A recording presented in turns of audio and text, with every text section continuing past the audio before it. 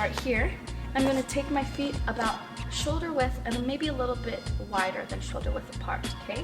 Then I'm going to take my right foot and slide it back. It's like you're on a square in the middle of the ocean, okay? You want to have a good balance. A general rule of thumb is that you're going to hit with these two knuckles, because these two knuckles right here are connected to everything else.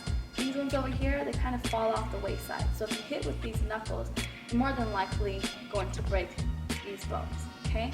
So we're here, and you're going to close those hands. You're going to keep your chin nice and tucked. And I like to call this your cage. If your head or your animal is inside your cage, you're protected, okay? If it pops up, then you're in danger.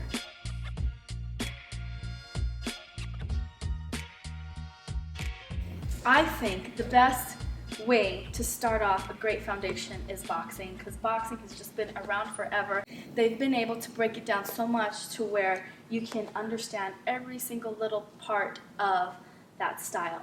So for your traditional boxing stance, I just would start with my feet together, and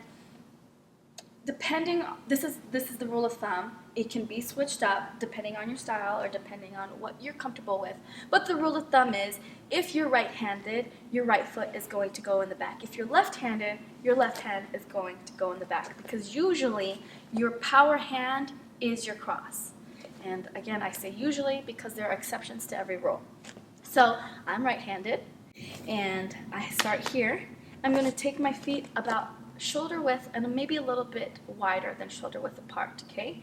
Then I'm going to take my right foot and slide it back. It's like you're on a square in the middle of the ocean, okay? You want to have a good balance. Now, if both feet are up front, you're going to tip over into the water. If both feet are on the side, you're going to tip over.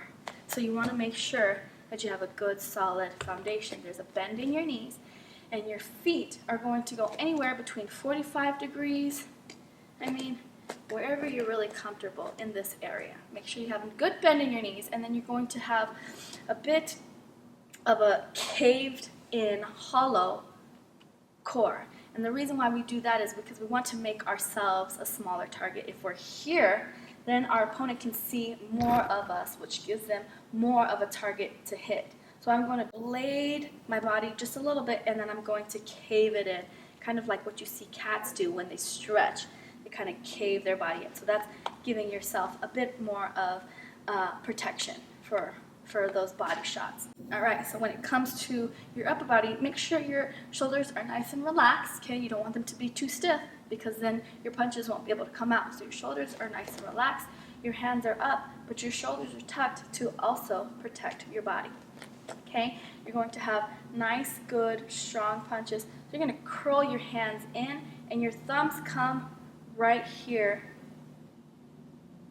on your knuckles, okay? You don't want them to come here, because that's a liability for you breaking your thumb, okay? You don't want them to stick out, because you can, again, break your thumb, jam your thumb, pull it apart, all that stuff. So you're going to curl your knuckles in, and then your thumbs are going to come right here where your thumbs are. Now, when you have your stance, you don't want your wrists to break. So if somebody says that your wrists are breaking, that means they either look like this or they look like this. And if you punch somebody like that, you're going to break your hand or your wrist. So you want to make sure that everything is nice and aligned, so that when you go to punch them, you're punching with the entire force that you're putting behind that punch, okay? So nice and aligned. And you want to, general rule of thumb is that you're going to hit with these two knuckles, because these two knuckles right here are connected to everything else. These ones over here, they kind of fall off the wayside. So if you hit with these knuckles, you're more than likely going to break these bones, okay? So we're here, and you're going to close those hands. You're going to keep your chin nice and tucked. And I like to call this your cage. If your head or your animal is inside your cage, you're protected, okay? If it pops up, then you're in danger. So that's just a basic boxing fighting stance, all right? So from this basic boxing fighting stance, you want to make sure that you have a bend in the knees so that you can move whenever you need to, okay?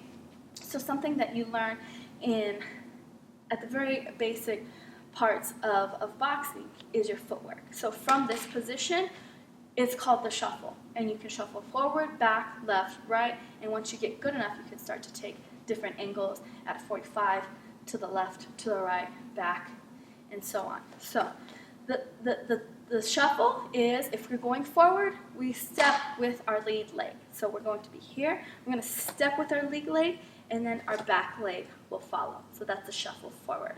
Okay, so we're here, shuffle, and then we're going to shuffle back. So now that we're going back, we're going to step with our back leg first, and then our lead leg follows. And the reason why we do that is because if we take our lead leg first, then that makes you stand tall. And when you're tall, you can get toppled over.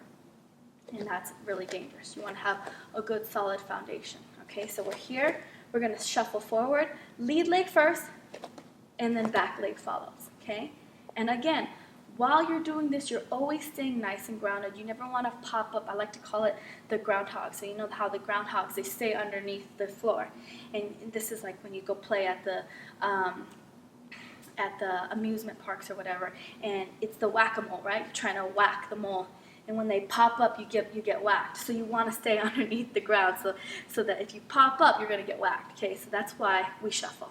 So forward, and then back. Bop, bop.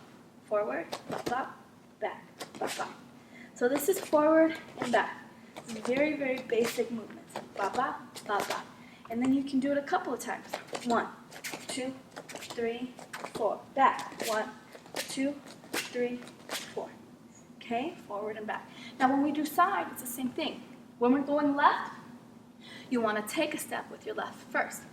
Left, and then back foot follows. Okay? Left foot and follow. We're going right. You got it. We're stepping with the right foot. Okay? So it's going to be right, left, right, left. If we stepped with our left first, we're crossing our feet. And when you're crossing your feet, you can't throw a proper punch. That's when you get caught off guard, and that's what people are waiting for you to do, is to make that first mistake. So always stay in a good, solid, grounded foundation, and you'll be good to go. Okay? So let's go left, left, and right. Bop, bop. Left, bop, bop. Right, bop, bop. Left, and right. All right, let's go left a couple times. Let's do 4. 1, 2, 3, 4. Right. 1, 2, 3, 4. Good.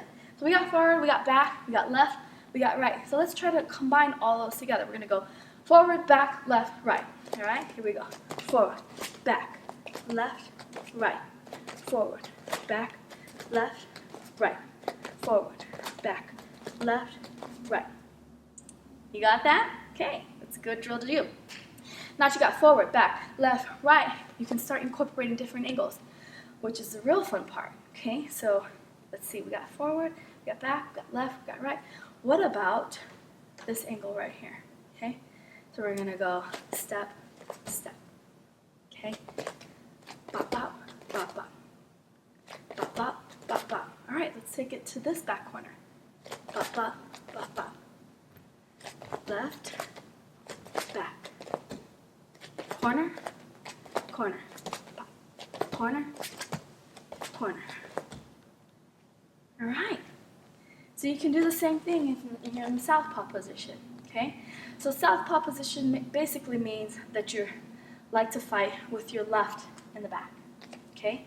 So now we're going to go to the right corner. Corner, and corner. Corner, and corner. All right, so you got the basic footwork. Play around with it. See what you can come up with.